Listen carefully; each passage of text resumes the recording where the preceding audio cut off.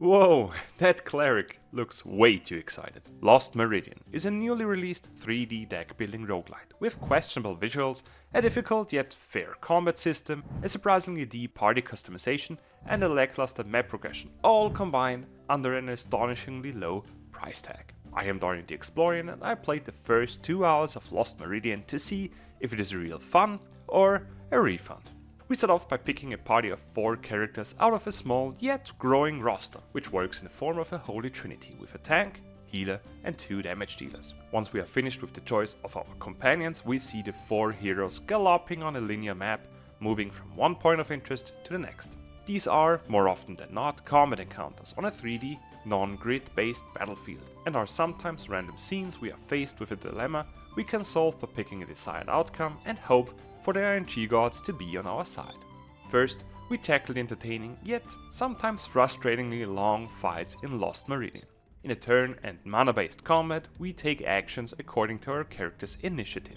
With a limited resource of mana, we can choose which cards to play, while the position of our characters can also be changed. Moving freely on the battlefield has 2 strategic values. One is taking the attention of the enemies by getting close to them, which works perfect for the tanking character, but can be unhealthy for the healer.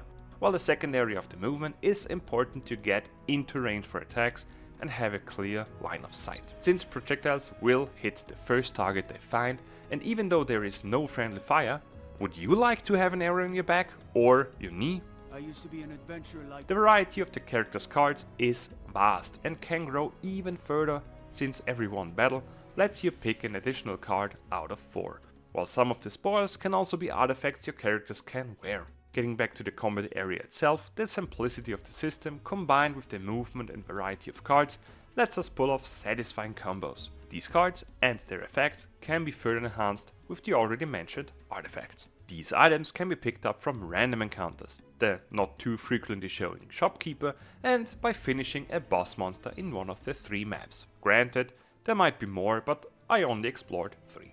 The artifacts empower our characters with passive stat boosts during an ongoing run, with a defeat seeing us lose all the artifacts and gained cards in a typical roguelike manner. Luckily, the extremely simplistic main menu lets us pick permanent character upgrades for each character specifically by investing a currency we obtained during a run. This currency can further be used to unlock more heroes, enlarging our roster for new attempts. During the 2 hours, I've kept my eyes open for an overarching story or reason for my group's existence, while I explored 3 areas searching in vain.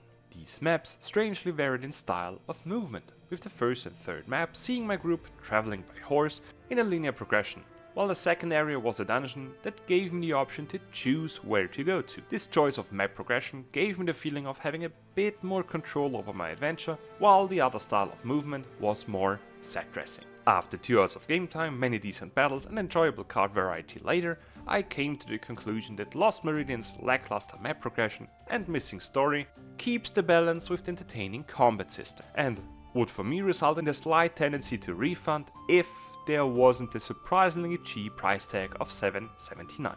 Would you agree with my verdict? Let me know in the comments, subscribe to my channel and have a great day or evening.